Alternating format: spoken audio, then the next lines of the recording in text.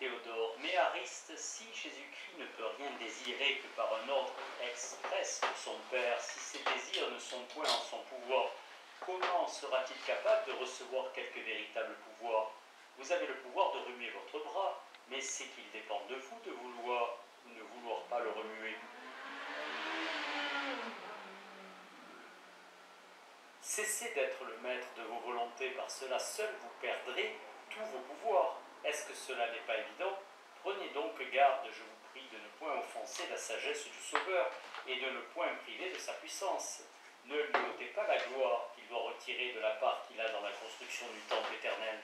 S'il n'y a point d'autre part que de former des désirs impuissants commandés par des ordres particuliers, son ouvrage ne doit pas, ce me semble, lui faire beaucoup d'honneur. Ariste, non, Théodore, mais aussi Dieu en retire davantage.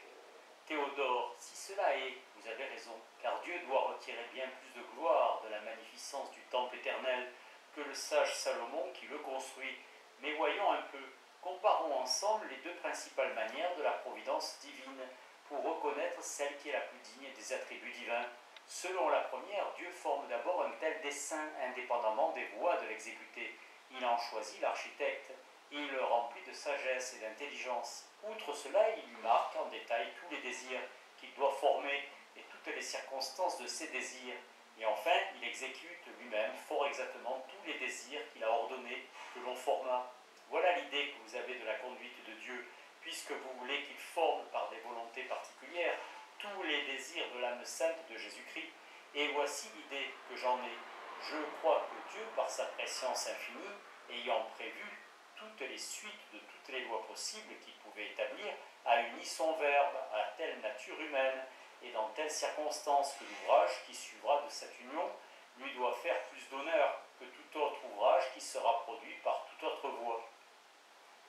Dieu encore, un coup ayant prévu qu'agissant dans l'humanité sainte de notre médiateur par des voies très simples et très générales, je veux dire par les plus dignes des attributs divins, elle devait faire un tel usage de sa puissance ou former avec une liberté parfaite une telle suite de désirs, car Dieu laisse agir librement les causes libres, que ces désirs étant exaucés et méritant de l'être à cause de son sacrifice, l'Église future qui en devait être formée serait plus ample et plus parfaite que si Dieu avait choisi toute autre nature dans toute autre circonstance.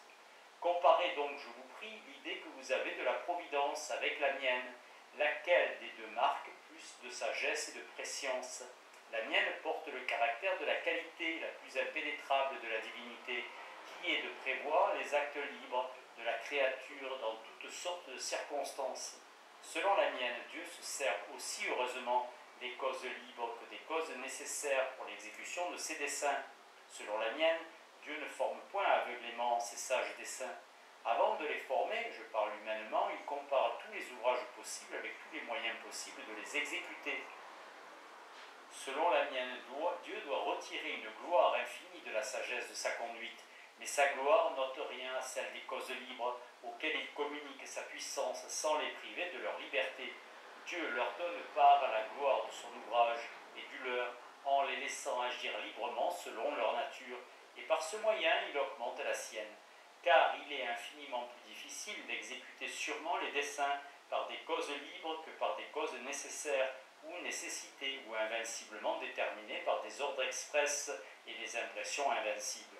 Ariste, je conviens, Théodore, qu'il y a plus de sagesse et que Dieu tire plus de gloire, et même l'humanité sainte de notre médiateur, selon cette idée de la providence que selon aucune autre.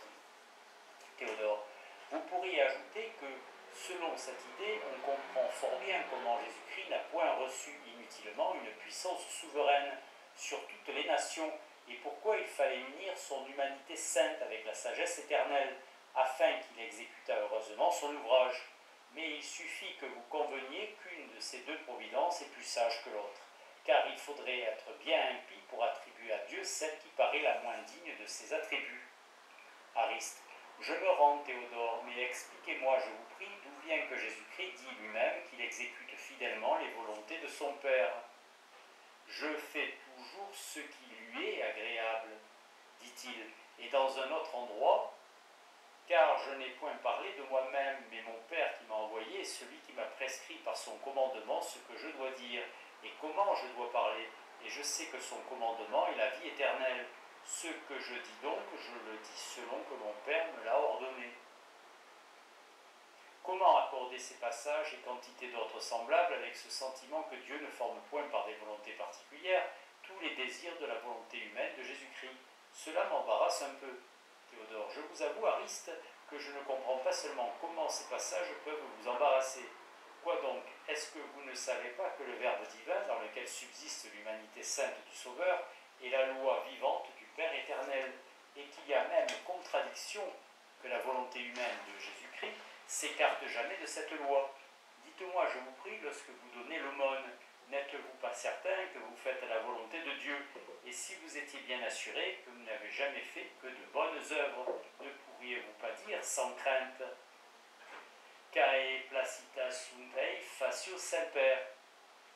Ariste, il est vrai, mais il y aurait toujours bien de la différence.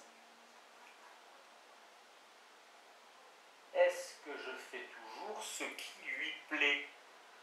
Ariste, il est vrai, mais il y aurait toujours bien de la différence. Théodore, fort grande assurément, car comment savons-nous que nous faisons la volonté de Dieu en donnant l'aumône?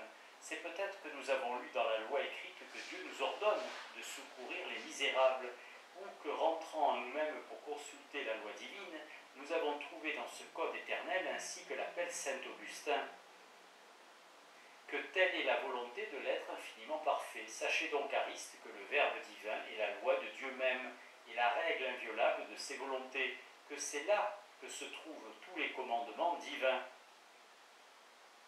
Le Fils lui-même est le commandement du Père, car comment ne serait pas commandement du Père ce qui est le Verbe du Père? Sachez que tous les esprits, les uns plus les autres moins, ont la liberté de consulter cette loi. Sachez que leur attention est la cause occasionnelle qui leur en explique tous les commandements en conséquence des lois générales de leur union avec la raison. Sachez qu'on ne peut rien faire qui ne soit agréable à Dieu lorsqu'on observe exactement ce que l'on y trouve écrit. Sachez surtout que l'humanité sainte du Sauveur est unie plus étroitement à cette loi, la plus éclairée des intelligences, et que c'est par elle que Dieu a voulu nous en expliquer les obscurités.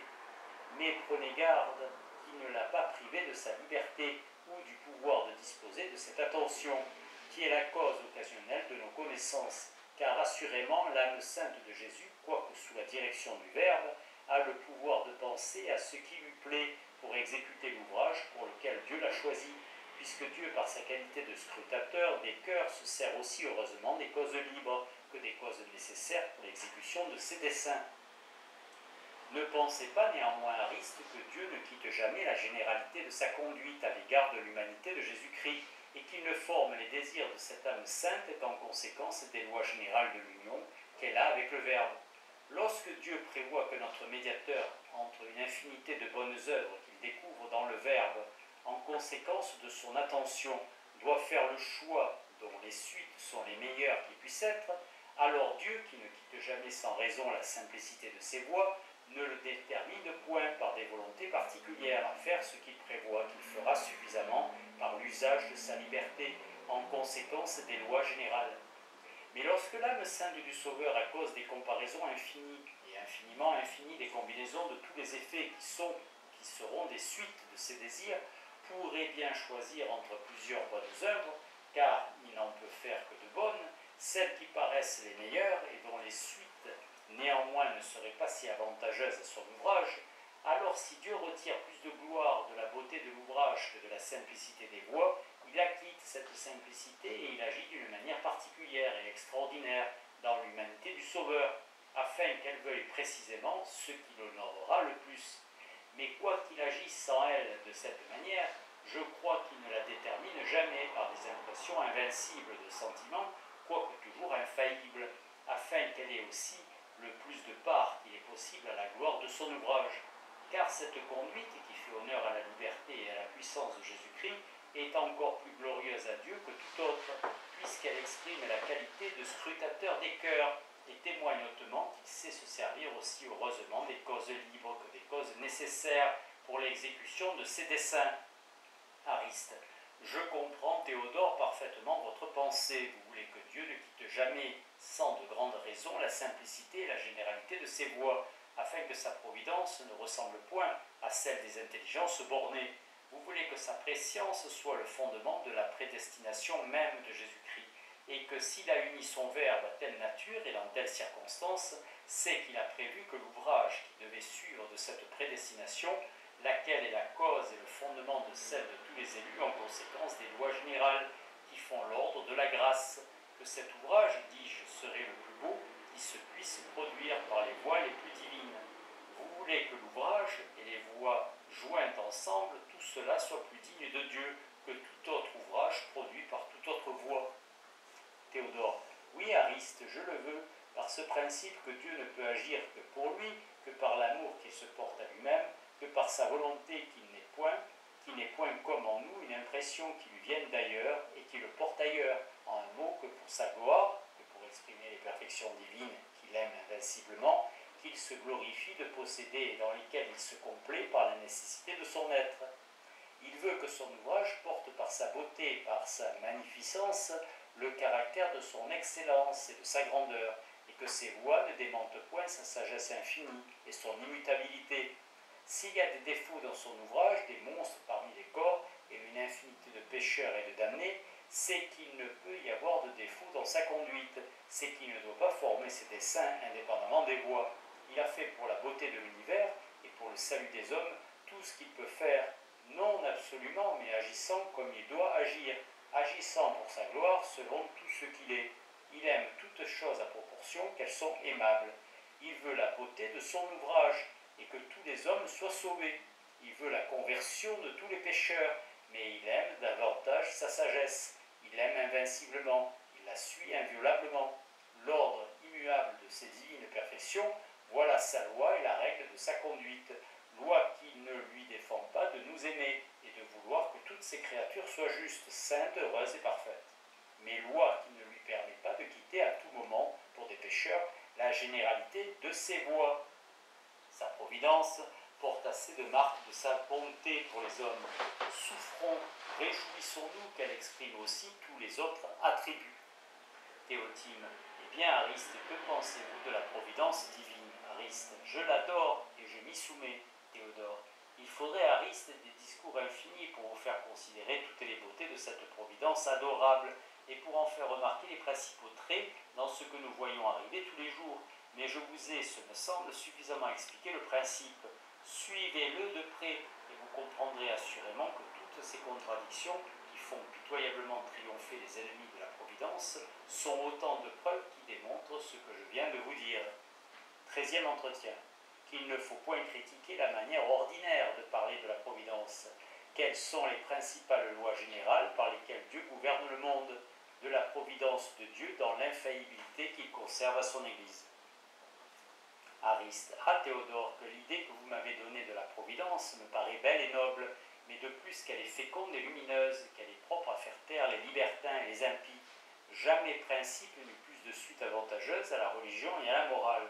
Qu'il répand de lumière, qu'il dissipe de difficultés cet admirable principe. Tous ces effets qui se contredisent dans l'ordre de la nature et dans celui de la grâce ne marquent nulle contradiction dans la cause qui les produit. Ce sont au contraire autant de preuves évidentes de l'uniformité de sa conduite. Tous ces maux qui nous affligent, tous ces désordres qui nous choquent, tout cela s'accorde aisément avec la sagesse, la bonté, la justice de celui qui règle tout. Je voulais qu'on arrachât les méchants qui vivent parmi les bons, mais j'attends en patience la consommation des siècles, le jour de la moisson, ce grand jour destiné à rendre à chacun selon ses œuvres. Il faut que l'ouvrage de Dieu s'exécute par des voies qui portent le caractère de ses attributs. J'admire présentement le cours majestueux de la providence générale. Théodore: je vois bien, Ariste, que vous avez suivi de près et avec plaisir le principe que je vous ai exposé ces jours-ci, car vous en paraissez encore tout ému. Mais l'avez-vous bien saisi? Vous, en êtes-vous bien rendu le maître? C'est de quoi je doute encore, car il est bien difficile que depuis si peu de temps vous l'ayez assez médité pour vous en mettre en pleine possession.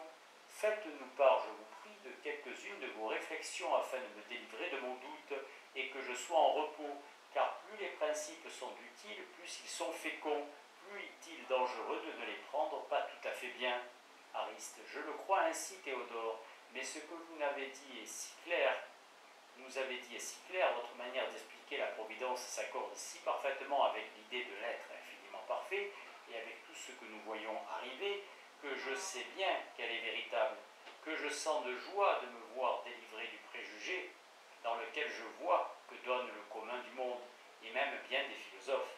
Dès qu'il arrive quelque malheur à un méchant homme, ou connu pour tel, chacun juge aussitôt des desseins de Dieu, et décide hardiment que Dieu l'a voulu punir. Mais s'il arrive ce qui n'arrive que trop, qu'un fourbe, qu'un scélérat réussisse dans ses entreprises, ou qu'un homme de bien succombe à la calomnie de ses ennemis, est-ce que Dieu veut punir celui-ci et récompenser celui-là? Nullement. C'est, disent les uns, que Dieu veut éprouver la vertu de cet homme de bien, et les autres que c'est un malheur qu'il a seulement permis, et qu'il n'a pas eu dessein de causer.